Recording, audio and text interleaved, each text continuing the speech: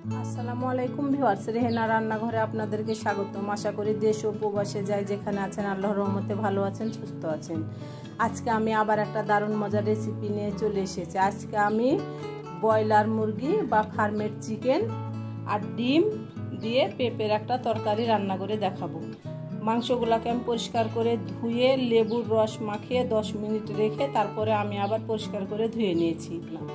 এখানে আমি 4টা ডিম নিয়েছি। ডিমগুলোকে আমি এই চামচের সাহায্যে এভাবে আমি ফুটা করে নিয়েছি। ডিমগুলোকে এভাবে ফুটা করে না নিলে ডিমগুলো ফেটে আপনার চোখে মুখে পড়বে ভাজার সময়। আমি এবার ডিমগুলোতে লবণ আর হলুদের গুঁড়া মাখিয়ে নেব। ডিমগুলোতে আমি লবণ আর হলুদের গুঁড়া মাখিয়ে নিয়েছি। তাহলে চলুন কথা না বাড়িয়ে কিচেনে যাওয়া যাক। চুলায় আমি কড়াই বসিয়ে দিয়েছি। এবার আমি দিয়ে দেব তেল। এখানে আমি দিয়ে দেব রেগুলার তেল, সয়াবিন তেল। আমি এখানে 1 কাপ তেল দিয়ে দিলাম। আমি এই তেলে ডিম ভাজবো আর যে তেলটা রয়ে যাবে সেই তেলে আমি মাংসটা রান্না করে নেব। আমি এবার তেলটাকে ভালো করে গরম করে নিয়ে আমি ফিরে আসছি। তেলটা আমার ভালোভাবে গরম হয়ে গেছে। আমি এবার দিয়ে দেব ডিম।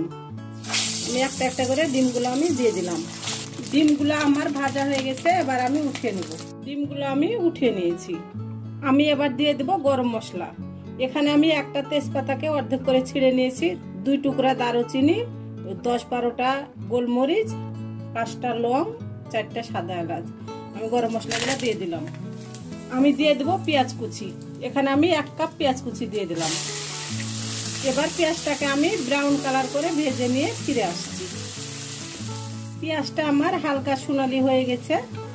আমি দিয়ে দেব লবণ স্বাদ অনুযায়ী। লবণটা দিলে মশলাটা ছিটকিবে না। আমি দিয়ে দেব আদা বাটা 1 চামচ, রসুন বাটা 1 চামচ। আদা রসুনটাকে আমি 20 থেকে 25 সেকেন্ড ভেজে নেব। আদা রসুনের যে একটা কাঁচা গন্ধ আছে তাহলে সেটা চলে যাবে। আদা রসুনটা আমি 20 থেকে 25 সেকেন্ড ভেজে নিয়েছি। এবার আমি দিয়ে দেব গুঁড়া মশলা। এখানে আছে 1 চামচ মরিচের গুঁড়া, 1 চামচ ধনিয়ার গুঁড়া, 1/2 চামচ হলুদের গুঁড়া, 1/2 চামচ জিরার গুঁড়া। আমি এবার দিয়ে দেব অল্প করে পানি, গুঁড়া মশলাগুলো যেন পুড়ে না যায়।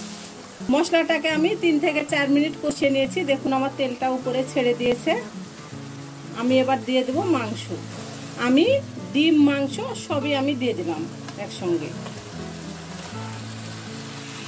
ডিম আর মাংসগুলো আমি ভালো করে 5 মিনিট কষে নিয়েছি। আমি এখানে একটা গোটা পেঁপে আমি এভাবে এই সাইজ করে কেটে নিয়েছি, কিউব কিউব করে। আমি দিয়ে দিলাম একটা পেঁপে। আমি এবার পেঁপেটাকে দিয়ে ভালো করে আবারও 5 মিনিট আমি কষে নেব। ঢাকনা দিয়ে ঢাকবো না, আমি খোলা অবস্থায় 5 মিনিট আমি কষে নেব। আমি 5 মিনিট কষে নিয়ে আমি ফিরে আসছি। আমি পেঁপে দিয়ে ভালো করে 5 মিনিট কষে নিয়েছি। এবার আমি দিয়ে দেব ঝোলের জন্য পানি। আমি যেহেতু এখানে পেঁপে, ডিম, ফার্মের চিকেন বা ব্রয়লার মুরগি দিয়ে ঝোল করব, আমি পানির পরিমাণটা একটু বেশি দেব। আমি এখানে দিয়ে দিলাম 1 কেজি পানি। আমি এবার ভালো করে নেড়ে চেড়ে দেব। আমি দিয়ে দেব 4টা কাঁচামরিচ। এটাতে ঝাল হবে না, এটা একটা ফ্লেভার সুন্দর করবে। আমি আবারও একটু ভালো করে নেড়ে চেড়ে দিলাম। আমি এবার ঢাকনা দিয়ে ঢেকে একেবারে রান্না করে ফিরে আসব। আমি এর মধ্যে 2-3 বার নেড়ে চেড়ে দেব ঢাকনাটা উঠিয়ে। আমি এবার ঢাকনাটা উঠিয়ে নিব। আমার রান্নাটা পুরোপুরি কমপ্লিট। আমি এভাবে রাখবো, আমি আর ঝোল মারবো না। আমি দিয়ে দিব 1 চামচ গরম মশলার গুঁড়া। আমি এবার ভালো করে নেড়ে চেড়ে আমি নামিয়ে নেব। আমার রেসিপিগুলা যদি ভালো লাগে তাহলে আমার ভিডিওগুলা দেখার অনুরোধ রইল। যদি ফেসবুক থেকে দেখেন তাহলে অবশ্যই একটা ফলো দিয়ে দিন। ইউটিউব থেকে দেখলে একটা সাবস্ক্রাইব করার অনুরোধ রইল।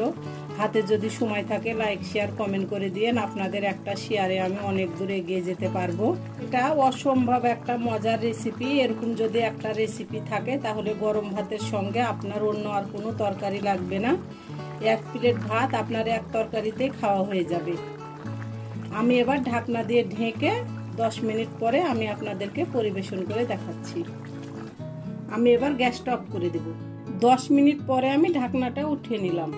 দেখুন তরকারির কালারটা কি সুন্দর হয়েছে। আমি এবার পাতিলে উঠিয়ে নিয়ে আপনাদেরকে আমি পরিবেশন করে দেখাচ্ছি।